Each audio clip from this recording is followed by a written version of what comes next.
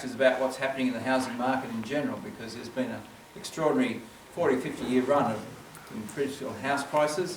At the end of the day, most people's assets are in the house, and then there are obviously investments on top. Second thing, we'll look at the government change in super. You probably heard on the news tonight they're putting the changes through the Parliament currently. We pretty much know that the Labor Party will agree to most of it, so we pretty much know what the rules are going to be. Not going to be as good as they used to be, but they're still pretty preferential for people in superannuation. And so we'll head off tonight with just the looking at housing first, because that's the biggest topic tonight, and we'll go through some of the issues about the housing market over the last 50 years. So we'll look at the what's happened over the last 50 years is we've had extraordinary, we'll get the right one here, that's it. So one of the things is that housing is really the biggest sector of our economy in the sense of our wealth. Most people obviously pay off their house first, educate their kids, pay a lot of tax along the way, and by the time you get to your 40s and 50s, you've paid off most of your mortgage, and it is the biggest assets as your super is building up along the way, but most people have got a lot of their assets in housing. What we probably don't appreciate, we live in some of the biggest and best houses in the world. If you look since 1985, our house size, the new house size has gone from about 16 squares, sorry, that's 17 squares there in 1985, to around 27 squares today. So we've got some pretty big houses being built. If you look around, if you drive around, you're coming into Sydney, you'll see those huge houses. We call them McMansions, where they're literally a house, small blocks, big houses, double-storey, literally wall-to-wall houses in the newer suburbs, where they've got small blocks now, but they've really compensated by making them double-storey, pool out the back usually, or can be, and a rumpus room, 3 bedrooms, an ensuite. So you're getting some pretty big houses. Same with the US. Our houses have gone down a little bit in size, but the US and Australia have sort of gone on a parallel path there as our affluence went up. So the average square metres here, about 240 square metres. That's, if you divide that by 9.25, that gets you 27 squares, as we call in the normal story. But apartment sizes have actually gone down, which is interesting, but that's because they're building a lot more smaller apartments these days. Mainly because it's cheaper and you can get people into the apartment market. So a lot of our assets, this is going back a few years, a lot of assets are in the housing sector. This is a few years ago, 55%. Our loans were only a small proportion of our assets, so we've got pension funds, deposit funds, then there are home, and then you've got your liabilities over the other side here. So loans are not too bad when you look at it that way, but it's where the loans are held. So a third of our assets are in pension funds, about 11% in negative geared properties, and since 1988 we've seen the value of houses increase from about 60% of our household wealth to around 72%. So it's been a big contributor to our wealth over the last 20, 30 years. So it's a very important part.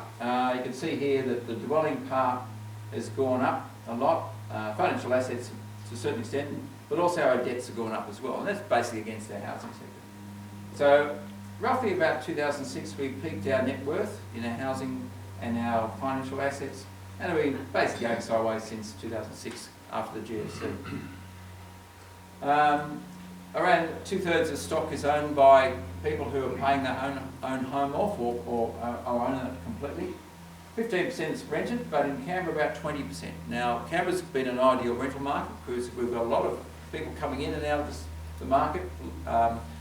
We've got diplomatic people, we've got military people, we've got people on short-term secondment to the public service. So we've had an ideal market for rental in Canberra. That's why around 20% of houses are rented. And about 15% is public owned, 10 to 15% depending on what state you're in. So housing debt is high. This is the issue we're talking about tonight, is that really there's the Achilles heel of the housing market is the amount of debt we've got. And we're talking about why that debt's gone up and the amount that we have to pay back. Since the debt now is around 180% of our total income, that's, if you look at total income in Australia, it's 1.8 times that. And since since 1995, the prices have really gone ahead. And this is just showing you where the rise in house prices are in Australia versus other countries. So we're seeing that the amount of debt we've got in Australia is far exceeding many other countries. So in the what we call English-speaking world, we've got the biggest amount of debt. Fortunately, we didn't have a GFC like the Americans. Americans had a GFC in 2006 and 7. They started to pay their debt down. We haven't. We've just increased our debts. In New Zealand, their debts are going sideways. In Canada, the same. And in the UK, they're paying their debts down. So we've got an issue there. How much debt can we have? You know, that there's a lot of household debt out there. Another graph showing the same thing. This is just the escalation since 1990. Really a rapid rise since 1990. From 1960 to about about 1990, it wasn't too bad, and that's really taken off. Now, put that in context, the USA, we know that the GFC was caused by a massive amount of debt in the US. And that precipitated around a 30 to 40% drop in house prices. So we've got to be very careful with debt because it can, if things go badly, cause a rapid fall in house prices. And that's the concern we have. And we'll talk about whether it's going to be a concern in Australia. But in the US, this is the 10 biggest cities in the US. They dropped from around a 20% growth down to a negative 20% fall. So that's a 40% fall in total in the top 10 cities in the US and the top 20 cities as well. So a lot of people got burnt with housing in the US. So when we look at our debt, it's been rising at a rapid rate since the 80s and 90s, and the real price of housing's gone up with it. So there's a relationship. The more debt we get, we're pushing up prices basically because we've got a lot of debt. If you've got a lot of people chasing the same amount of assets with a big loan, you just push up the price. And we'll talk about that in a minute. So with the household prices this is how much we're using to pay off our debts. This is disposable income. Now, it doesn't look terribly serious. You've got maximum 7% up here of our income was used to pay off debt. But you've got to remember, not everyone's got debt. Most people in retirement don't have debt. Most people who are renting don't have debt. So it's only a percentage of people who own their own home and have got debt at the same time. But you can see this rapid rise in the amount of money people are using to pay back loans. Something like 3% of GDP back in 2000, up to 7% when interest rate rose, because obviously when interest rates rise, you've got to pay more in your home loan. If you pay more on your home loan, it's coming out of your pocket.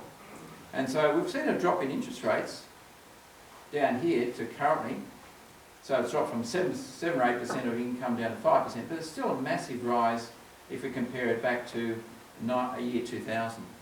So there's a lot of debt out there, a lot of repayments going out of people's pockets, and the other thing is that some of that debt is because people go out and borrow on a rental property, negative gear property. So we've got $10 billion a year going to investors in rental property. It accounts for 40% of all lending into the housing sector. So it's a massive amount of lending going to investors. And you can see this rise. Back in 91, we had less than 20% of money going into the market from investors. Now it's about 40%. But on the other side of the coin, the owner-occupiers are getting less of the money. So what that's saying is actually crowding out the first home buyers because they can't leverage like a person who's already got a loan. So if you've got a house and your house has gone up and you only have to pay half it off or 3/4 off, you go back and borrow another lot for an investment property, and that's what's happening out there. And it's the investors who can use the equity in their own home to re-borrow and buy a rental property and hopefully wait for the price to go up on 2 houses rather than just one. So that's what's happening out there. A lot of investors getting into the market, buying Queensland property, buying apartments. They're just getting into property because it's going to make them a lot of money. And that's been traditionally what's happened. House prices have been going up.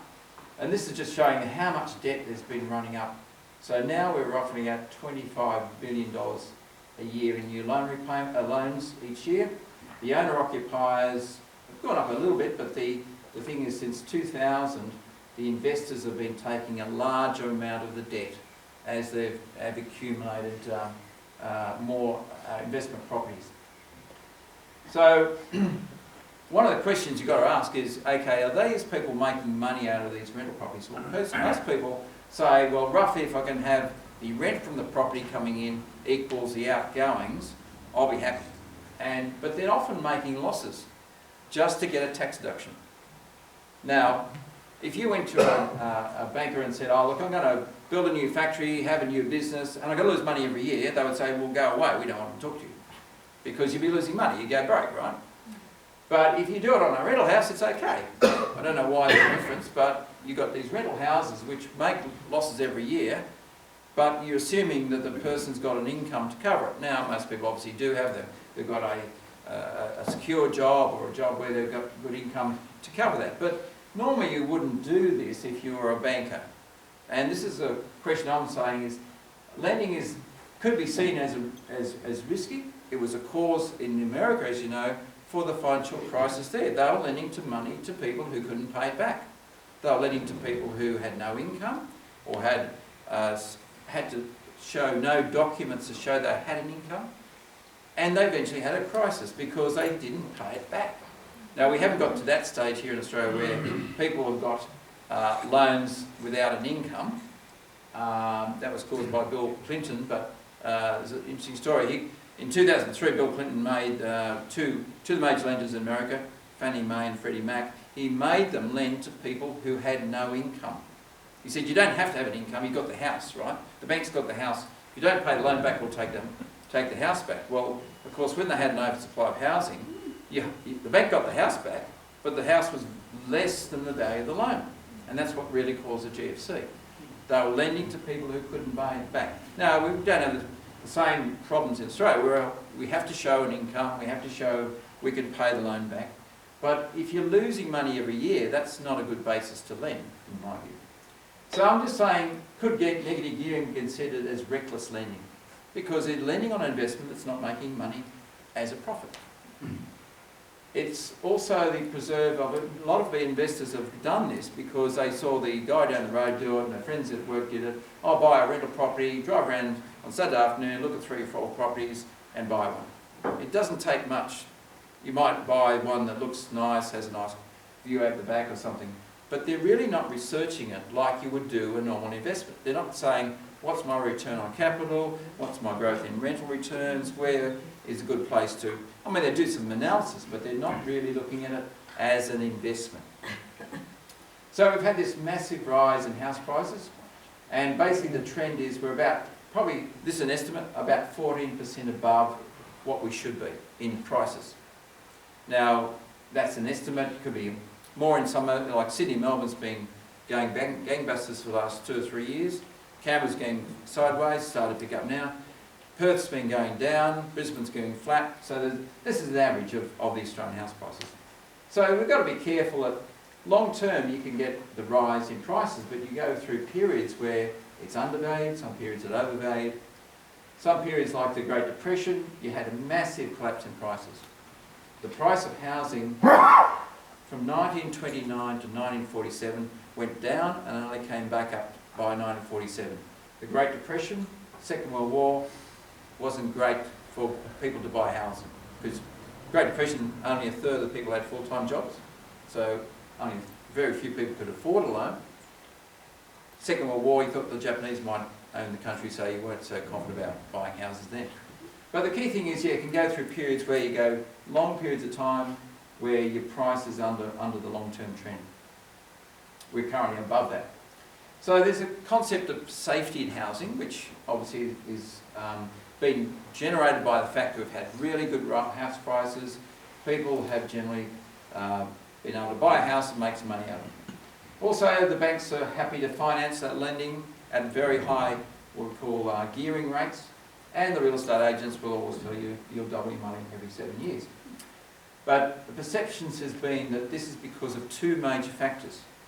The first one, we had very high inflation in the 70s and 80s. If your cost of building a house goes up, it drags up the cost of existing homes as well with it. So if the cost of wages go up 10%, you can borrow 10% more from the bank. Cost of building goes up, everything's going up at 10%. And that's what's driving the 70s and 80s story. Since 1990, we haven't had high inflation, so why is the prices going up? It's because we can borrow a lot more money. and I'll show you that. Easy lending. It used to be you had to have a 20% deposit, and 25% of your income could only be used as a loan repayment. Now it's roughly 10%. It used to be down to 5 at one stage, and you can probably use up to 35% of your income in repayments, depending on your situation. If you're a couple with no children and have got no other debts, you could probably go a bit up there.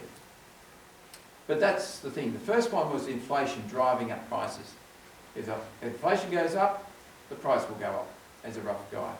This is Sydney house prices. You can see here the boom really started around 1990. There was a boom before that, but the real boom's gone since about 1990. And the other driver is easy money. If you can borrow more money from the bank, the problem with that is everyone else can borrow more money. So if interest rates go down, or everyone gets a pay rise, everyone can borrow more money from the bank. So what happens is you can bid up the price. Everyone comes to the auction, bids up the price to whatever the capacity of the borrowings are. And that's really what's happened. You've got your lending going up, dragging up the price of the housing. And that's been happening particularly since about 1990 onwards, the amount of gearing's going up. So we've had this big boom. Australia's up there with house prices.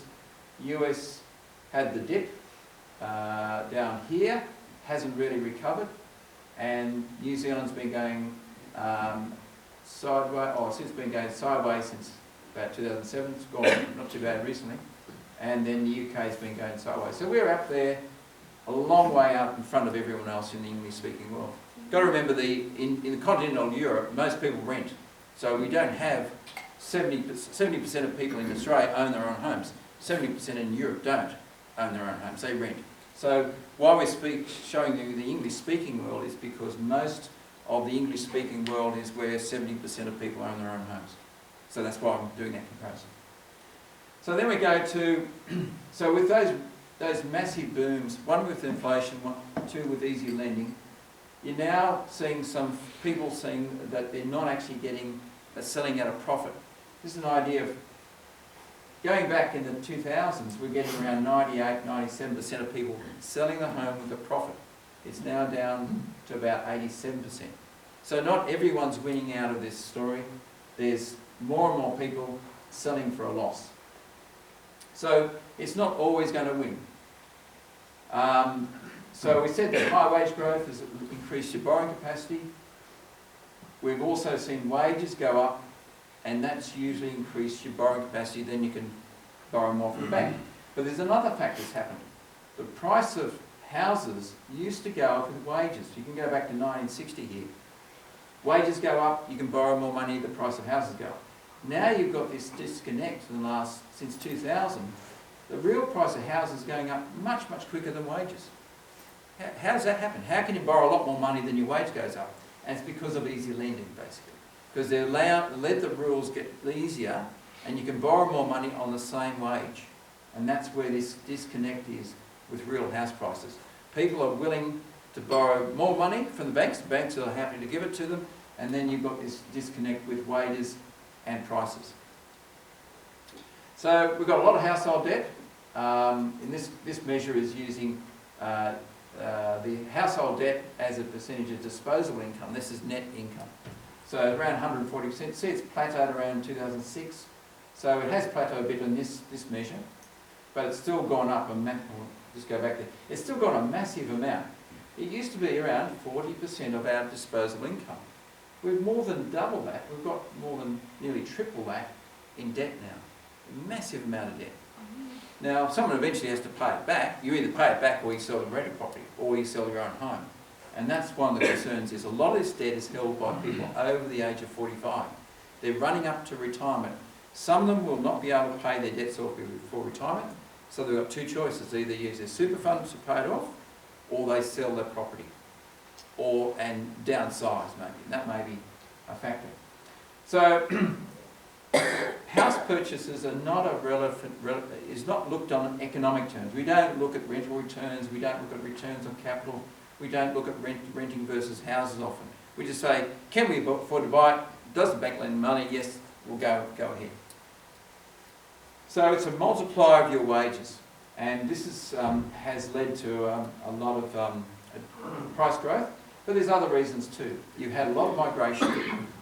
Australia's been bringing in 200,000 to 300,000 people a year, mainly coming to Sydney. That's why Sydney's prices have been very high. You've got new migrants, plus you've got phantom migrants from China. A lot of people, there's not a lot of people, but some of the people from China are coming out getting a permanent residency and just buying an apartment. Then they go back to China. They own the apartment here if something goes wrong in China.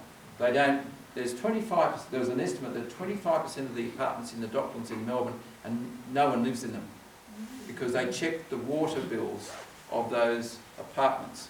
So there's a lot of people buying these just to have them as a safety net if things go bad in China. Falling interest rates has allowed you to borrow more money because interest rates, if you remember back to 1989, 90 was 17%. You can't borrow a lot of money when those high interest rates. Now the interest rate's at 4%. You can borrow a lot of money, and that's what's happening. So there's the drops from interest rates. Since about 1989, that was about 17% dropping over the last about 30 years. So the other factor that's made people confident is we haven't had a recession since 1991. 1991 we had up to 10 to 12% unemployed. We had a major recession, biggest recession since the Great Depression. So there's no fear there that you'll lose your job. There's no fear that you'll all of a sudden go back from, say, 2 incomes back to 1. So people have no worries about debt. The other thing that's driving prices is the restriction on land supply. We are very slow at developing land and getting more land out. In the American situation, they actually developed land much quicker than we ever did, and they had an oversupply. But there is a lot of undersupplied demand out there in the housing sector. Probably more in Sydney because it's constrained by National Park on the top, National Park on the bottom, water on the other side, and mountains. They're restriction on land. But there's a lot of housing. They say currently we're looking at around something like $300,000 to $400,000 worth of unsupplied housing out there. That's restriction on supply. Therefore, it means that there's only so much housing for people to buy. And the big supply is in New South Wales, so in Sydney basically. Other supplies, Victoria and Queensland. So one of the things what happened in the mortgage broking industry is the first guy who came out in mortgage broking that was well known was Aussie Home Loans, and they were able to bring money in from America and get it very cheaply, and they were able to undercut the banks in their lending, and they were able to also reduce the rules. The banks were very strict on 25% of your income, 20% deposit. The mortgage brokers, the Aussie Homes in particular, he said, oh, okay, well, let's make it 15% deposit or 10% deposit. They were able to erode the rules a lot, and that's really where a lot of this extra lending is coming from. It's because you can get more money from them if you have to have a 20% deposit and 25%. It takes you longer to save the deposit for a start. It also then, you can't have 30 or 40% of your income as loan repayments. So another factor is that you can borrow over 30 years now rather than 20. When I first looked at loans, there was a 20-year loan, that was it. Now you can do 30-year loans. Well, you can borrow even more on a 30-year loan than you can a 20-year loan. So you're feeding more fuel in the fire about what you can borrow. That fuel goes into what you can buy. Everyone gets the same loan. They all get 30-year loans now rather than 20, and it then just pushes up your price. Home borrowers can borrow more funds because they can borrow more from the banks and then push up the price.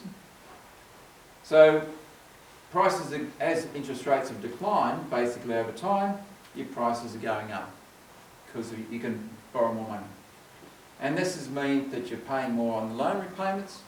Now the average debt servicing is around 25% of income.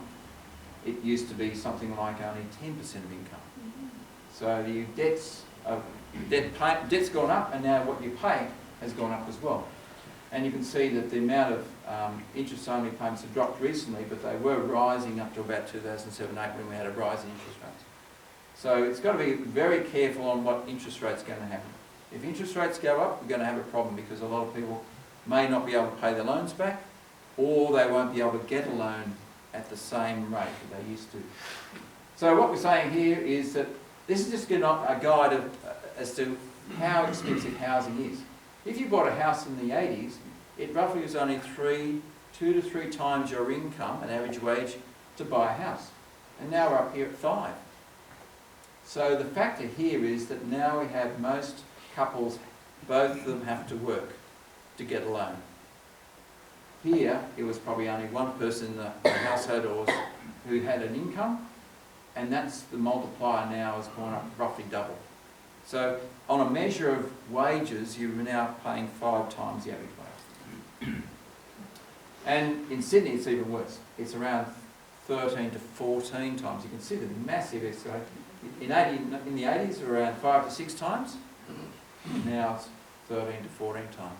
So Sydney's a crazy market. I mean, it's unless you've got some rich parents or something, you're not going to get into that market or win the lottery. If we look at compared to the rest of the world, we're paying it on average 6 times.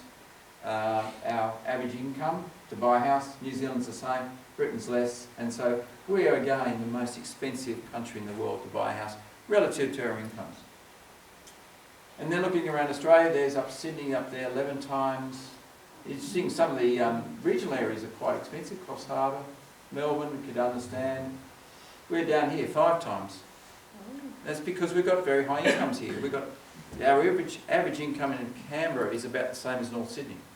The average income per household, because we've usually got 2 people working with public servants, husband maybe 80 to 120,000 income, maybe the wife's not working full time, 70 or 80. So a lot of households have got 150 to $200,000 incomes, and that's what's keeping this ratio down.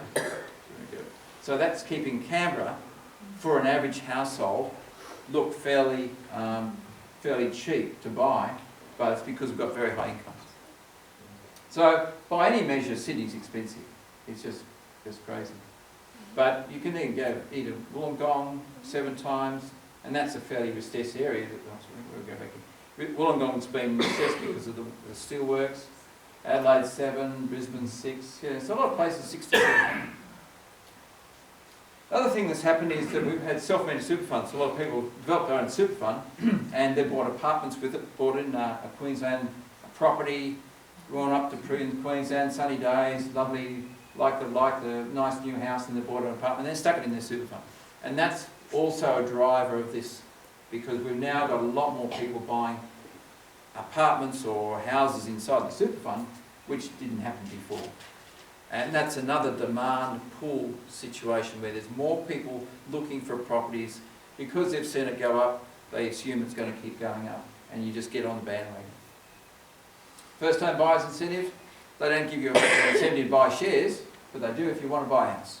So first home buyers, $7,000, depending on which state you're in and so forth. Also they give you, if you're a first home buyer, you often get a discount on the stamp duty as well. In the ACT, they allow you to pay the stamp duty over 5 years, so you don't have to pay it up front. So there's a lot of factors in the last 40 years that really have made housing a spectacular investment. Spectacular from the point of view of capital gain, spectacular from the fact that nobody's really lost too much money, and we haven't had any major collapses. And it's considered a bit like it's risk-free, you'll never lose money. But you can if we have the conditions are changing. And this is some things to be aware of. Could things change? And we could have 2 things. One is too much supply.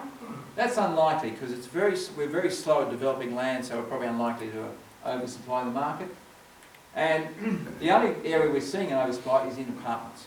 The Docklands in Melbourne, South Melbourne, a lot of apartments there. They're all 1 and 2 bedroom apartments. There's too many apartments very similar, or we call them homogenous. There's nothing distinctive about them. They're all going to have roughly the same features, about the same size.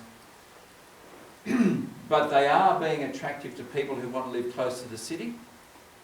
But there's also easy to oversupply that market, because you can knock down a city block and make a huge apartment very easily relative to building a new housing supply out in the outer suburbs, because the development process of getting new land developed is very expensive. If it's in an existing area, you've already got all the services are there, the electricity, the gas, the water, you don't need a lot of services, you don't need extra services to build these apartments in. So Sydney and Melbourne are a bit oversupplied in apartments already. Sydney may have that, but the big issue with apartments is you don't make money out of the apartment, you make money out of the land. That's how we made money out of housing. It's not because the housing's getting better. Houses fall apart. Curtains fall apart, carpets, you need new carpets, new kitchens, bathroom. Over time, you're always putting money back into your house. It's the land that's going up. So when you have an apartment, you're sharing the land with 30, 40, 50 or 100 other people. You're not going to get much growth in that because the land is a very small part of your valuation. So we haven't had interest rates rising for a while. We've had interest rates dropping since about 1989. So the key thing here is if interest rates start to rise from this very low base, 4% interest rates, we haven't seen that for 50 years or more. We haven't had such low interest rates.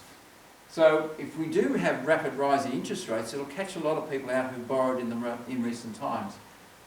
And if they've borrowed, say, 90% borrowings and only 10% deposit, they haven't got much margin. If they want to sell out of their house, they'll lose all their 10% deposit.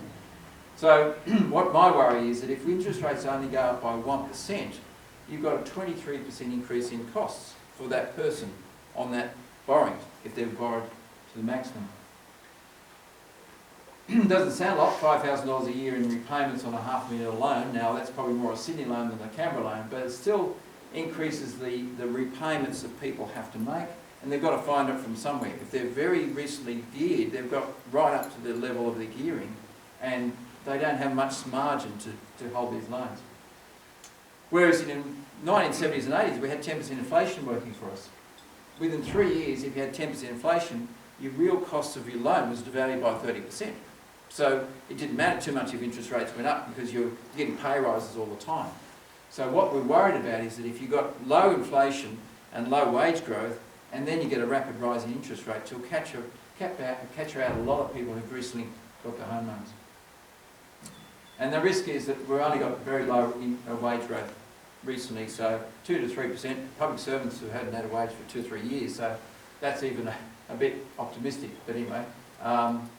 So the real worry is debt burden. You can either have the debt burden plus a divorce or unemployment or major health issues, and then you're going to have this issue where people can't pay the loan back because they're not working, or they've had to split the family in two with a divorce, or they've had unemployment. But the biggest cause could be recession. We haven't had a recession since 1991, so over 25 years. We don't know what it's like to have 10% unemployment. It's a recession when your friend loses a job, and it's a depression when you lose a job. So when you get this mass unemployment, you're not going to go out and buy a house. But you've also got the potential there's going to be a certain amount of people who have to sell a house because they've got no income to pay the loan back. And what we're seeing now is that in the 80s and 90s, we used to see banks with a lot more margin on their home loans. What they made on a home loan was around 5%. That's what they borrowed from you and what they lended out to the person as an investor or a homeowner. It's now down to about 2%. But banks don't have the margin to hold you too long if you stop repaying your loans. If you stop paying your loans, they're going to have to foreclose on you very quickly and sell your property because they can't carry you for very long. And that's going to happen potentially in the next recession. That's a new factor in this whole equation that we haven't seen before. So home loans are very, interest rates are much more, the margins on bank loans are much less, and we haven't seen a recession in Australia. And what happens in a recession? Normally you get a 4% of your people who've got loans not paying them back. That's 4% people who potentially have to sell up. And that's a lot of people. And it's at the time of recession, it's when you're not going to get your full price. Because people are not going to pay you if they think they're going to lose their job. They're not going to get a good price. So this is the UK recession. That was going back in early 90s. They had 4% of their home loans not paying back. That's a problem for banks. They'll clear that out by just going and selling your house, getting what they can for it, and then getting the money back from the house sale. Same with the US, they had around 4% of the homes not paying the homeowners back. And that's the US situation, as you probably know, that's when we had the GFC. Banks had to foreclose, get the money back. Some of them they lost money on, some they made money on, but there's a lot of lending that didn't get all their money back. And that's why the banks then eventually went broke, and then the government had to step in and support them. So the worry is a recession or high interest rates. As I said, last time we had, 1991, we had about 10% contraction in prices on an average house. And some of the inner city areas, like in eastern suburbs of Sydney or the harbour views, harbour houses dropped up to 30%. So the high end gets hit the most because there's not many people going to buy a house $3 to $4 million if you think you're going to lose your job next week. So we've really seen a huge amount of growth in housing. The other thing is that a lot of people in our age group have actually bought a property, rental property, but when they get to retirement, they are potentially going to sell it because currently 40% of people who've got rental properties are over 55.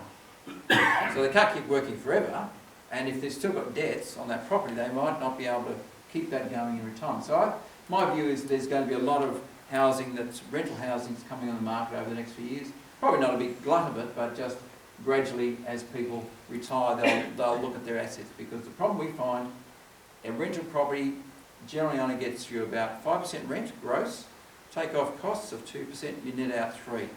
Most people say, well, I get 3% in the bank without any worries. They don't have to have a tenant, don't have to worry about paying bills, all those repairs and maintenance.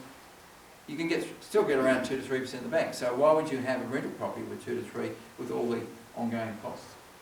So that's one factor. So that's a supply factor. They can sell those properties with a good capital gain, and they can then capital gain and then diversify the investments into a whole range of things like we can provide them. Also, a lot of these properties are quite old now, 10 to 15 years. If you ever have a tenant for 10 to 15 years, it's not going to look great. The carpet's going to look terrible, the garden's going to fall away. They're not going to get probably the same capital gain out as people expect, because the property's going to degrade when you have a tenant. And potentially they could add a lot more supply onto the market in the future. So there's two reasons I think that are most likely if we do see a drop in prices. A recession, we don't want to have that, but obviously that's a factor that could happen. And the other one is a rapid rise in interest rates. The other supply is oversupply in the apartment market. That's a different market to most people. Most people don't want to buy an apartment, but it potentially could affect the market in a way. So we've had a lot of great house price growth due to either inflation driven or by the fact you can get a lot of money from the banking system. But those factors have pretty much run their course. You're not going to get interest rates going down to 2 or 3% probably. They've really run their course. Borrowing rules are pretty much set now. You can't borrow more money from the banks because of reducing rules. So I'd say that overall the housing is overvalued. How much depends on where you are. Probably Sydney's more overvalued than Canberra. Perth's probably a little bit undervalued because they've had a fall over there. But you've got to really keep an eye on this sector, because it's not most people are going to sell a house because 70% are going to live in their own home. But it's an interesting sector because it can affect the rest of the economy. Banks lend 60% of lending on banks are to housing. If they get problems with the housing sector, it's going to knock onto the banking sector. And that's going to have effect on a lot of people, because the biggest sector in Australia in our share market is banks. Banks generate very good incomes, currently 5 to 6% incomes, franking credits. If the housing sector knocks onto the banking sector, it will affect everyone's superannuation portfolio. So all I'm saying is that a lot of people don't look at housing from an economic point of view. We're trying to point out some of the issues there. But banks are still willing to lend great amounts of money on housing at very high gearing, 90% gearing. A lot of people have got very high gearing and they don't have any fear of debt. But that may change.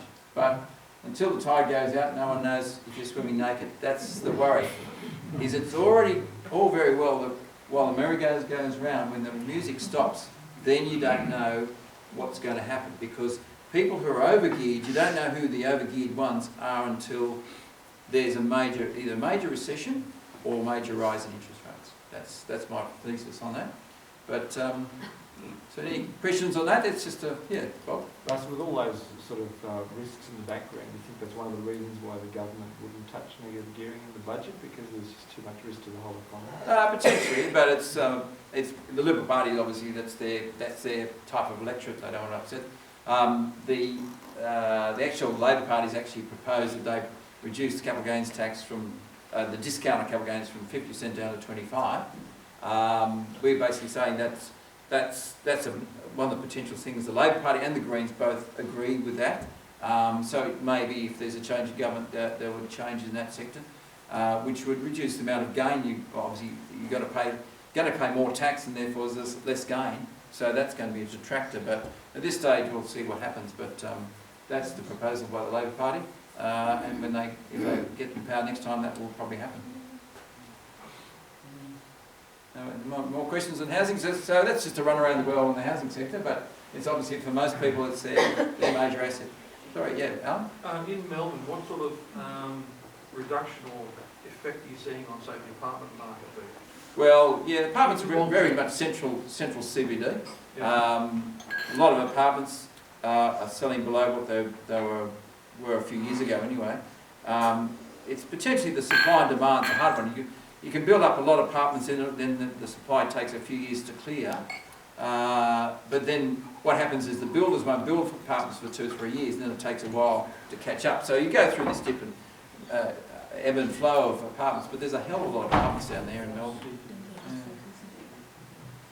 Yeah, so anyway, we'll get on to some more interesting topics now. Superannuation. So, superannuation, we know that a lot of changes are in the pipeline with the government. And the second thing is that it's going to be not positive, but mostly negative in the way they're going to assess it. So superannuation is one of the biggest ticket items that there's deductions for people in the budget. So it's a big cost to the government, because effectively they're losing tax, because when you put salary sacrifice into super, you're not paying your full marginal tax rate, you're only paying 15%. And so the government's trying to cut that back. So technically next year you can only put in $25,000 along with your employer into super and claim a tax deduction. Now this is a real serious one, because it was $35,000 for people over 49, and that's a major reduction in what you can put in and get a tax deduction. So that's going to affect a lot of people's retirement plans, because they were projecting out to put in up to $35,000 a year to build up your super before you retire. A lot of people don't really have much money until the last 5 or 10 years of their working life. The reason why is because you've got kids and taxes and debts. And then only in the last 5 or 10 years do you have, when the kids leave home and you pay down your debts, that you can actually give that cash flow into something like a super fund. So this is going to be a bit of a pain for a lot of people, because they were banking and putting $35,000 into super, especially in the last, once you're over 50, but $25,000 is still good, but it's not as good as it was. So $25,000 pre-tax, obviously it's better than only paying 15% tax. So the only thing though, they're going to make it so that you don't have to be employed to be able to claim a tax deduction. In the past you have to be employed. So that allows you to put money into super and claim a tax deduction even if you've got other income from work. It doesn't have to be work income to be able to claim a tax deduction. The other big one is a $1.6 million cap on allocated pensions. Now, allocated pensions, you know, there's no tax inside the fund, and once you're 60 you don't have any tax on drawing it out. What they're saying is that if you've got more than $1.6 million, you're a fairly wealthy Australian. Most Australians don't get anywhere near that. So it's a fairly, it's not a really tough one, but it just says that you should only have 1.6 million in allocated pension. You can have 1.6 million, sorry, if you go over that cap, you can put that money into super still. So if you had $2 million in super, all of it was in an allocated pension, you can actually transfer 400,000 back into the super component. So you don't have to take it out, you just have to move it to super. So not many people are going to be worried by that, but it is a limit on what governments are saying you can put in. Not many people get to that, so it's not a big issue. Another thing is that for people who've got high incomes, it probably doesn't affect too many people here, but anyone who's got an income over 250,000, they're going to have to pay another 15% tax on their super contributions. Now, if you're in a high income, I suppose it's not going to worry you too much, but most people are not going to be in that category again. One that will affect a lot of people is that as people run up to retirement, they might sell a rental property or inherit some money. And normally we say the best tax haven we've got is the pension systems and allocated pensions in particular, and the superannuation. And we try and get money into their super funds before they turn 65 or before they retire. The amount you can put of your own money now is being reduced down to 300,000. So if you inherit some money, we can only put in 300,000 over 3 years. Before it was 540. So it's a massive reduction in what you can put into super. Not that you're going to come across a lot of your own money to put into super very often, but as I said, it's in inheritances, or if you sell rental properties, or a death in family, something like that. So it's not very common, but it is normally one of the things we use to get people into a tax haven for the rest of their life. Because the allocated pensions, once you're 60, tax-free inside the fund, tax-free on the income, we can't get better than that. And if you've got shares in that, or fully franked shares, you're getting a refund from tax office each year as well. So technically, allocated pension is not only tax-free, the tax office pays you. So then you've got a couple of small ones. Anti-detriment, that is if you died when your money's in superannuation, you get actually all the 15% contributions tax back. That's going to go from next year. Most people don't even know it's available. But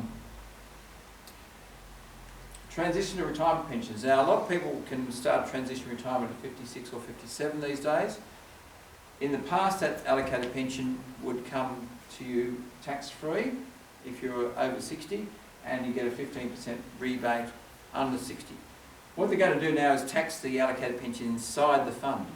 In the past, it was tax-free inside the fund on the earnings, but now you're going to be taxed inside the fund. So technically, if you're under 60, you're going to be taxed inside the fund at 15%. Then, when you draw it out, you're going to get it taxed again, but with a 15% rebate.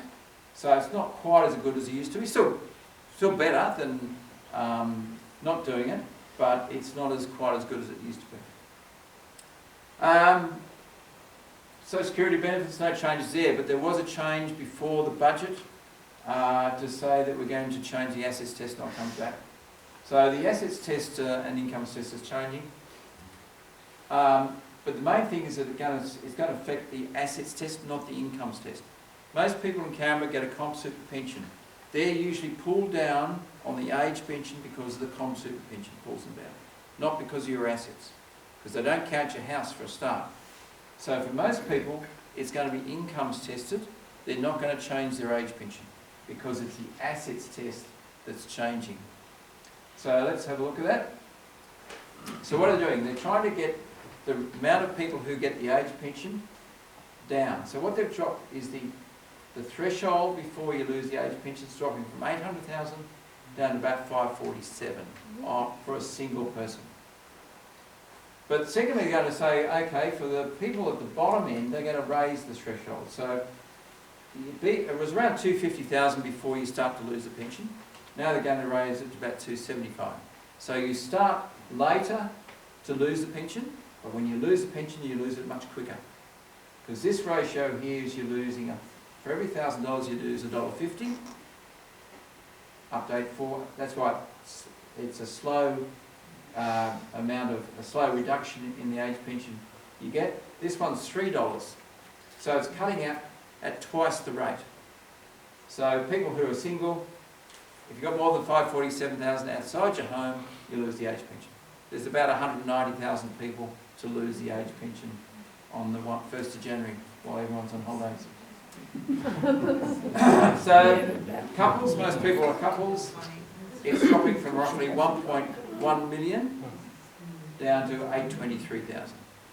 So again, it doesn't count your house. Secondly, also they're raising the threshold before you lose a pension from 315 up to 400,000.